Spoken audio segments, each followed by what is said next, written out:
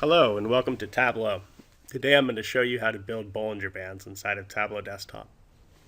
So what are Bollinger Bands? How are they used? Bollinger Bands are really typically used when looking at stock and financial data. They're used to try to indicate whether a stock is maybe overbought or oversold, so you can make a decision whether you want to buy or sell. So what are the components behind one of these charts? Well, first, it's easy as just your ticker or your stock price. So we're looking at the average stock price for Google and Apple, and that's based off of weeks. So from the week of their trade date.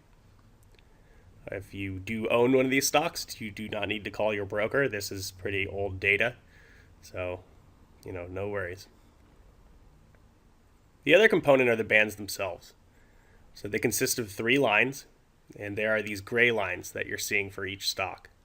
So our center line here is our moving average. The upper band, or this top line, is actually the moving average plus some set number of standard deviations. And the bottom line is our moving average minus some set number of standard deviations. So the way these are typically used is as a stock price bounces up and down and begins to cross things like the moving average or even one of the upper bands, it's indicating whether this thing is overbought, oversold, and you can make some decisions based on that. Now, it doesn't need to be stock data to use these things. They're useful in other charts, but most utilized in the financial world or in the trading world. So let's take a look at how to build these Bollinger Bands inside of Tableau.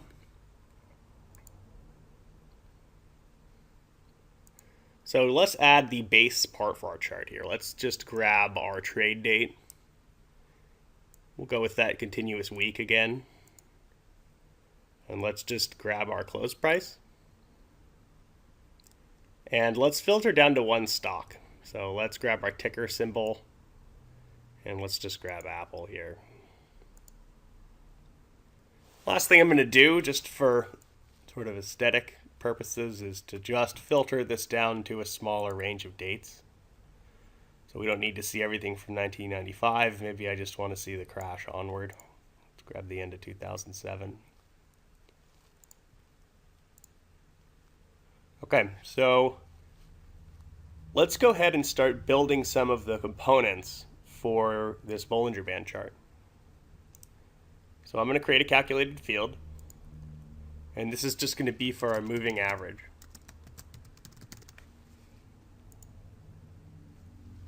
So the moving average is going to be the window average, which is a table calculation of the average close. And we want to base this off a certain number of periods from the past, right? We want to base this on previous data. So it's going to be negative because we want to go into the past, and we want to base it on some variable that I'm going to add here.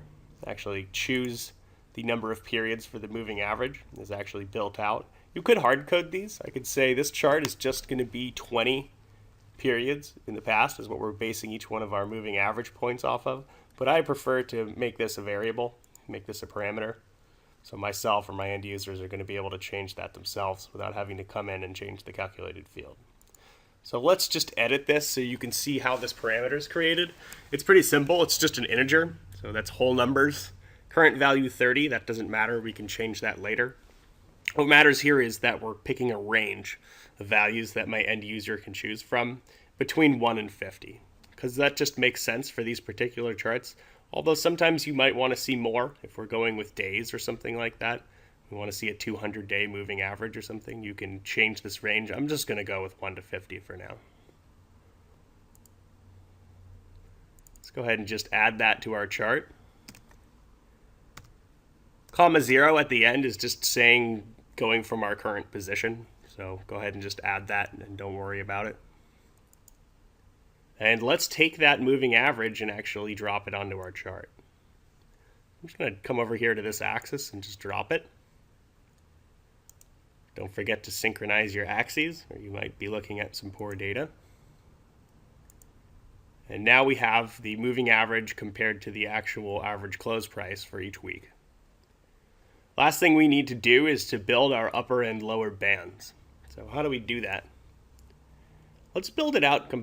Let's build the components out as opposed to just building the bands to begin with. And the major component there is the moving average and that number of standard deviations. So I'm just going to call this standard deviation. And this is very simple. It's almost exactly the same as your previous calculation, but instead of window average, we're taking the window standard deviation of our average close based on the previous X number of periods. So we're done building this standard deviation calculation. I can go ahead and hit OK and now use it along with that moving average in our upper and lower band calculations. So I'm going to hit OK here and build our upper band.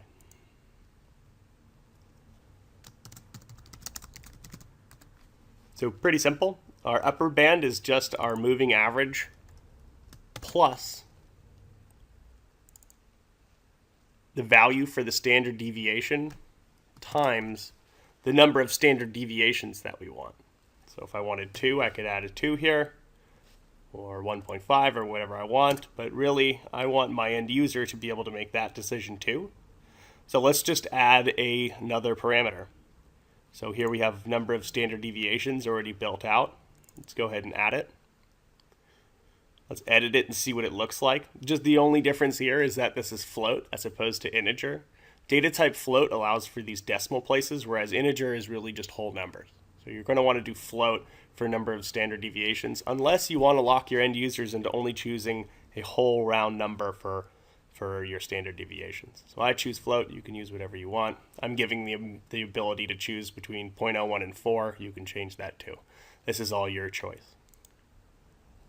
So that's our upper band. We'll leave it up on the screen for a second. And what I'm actually going to do is just duplicate this field, make one minor change, and call it our lower band. So let's take our upper band, duplicate it, edit, and call it the lower band.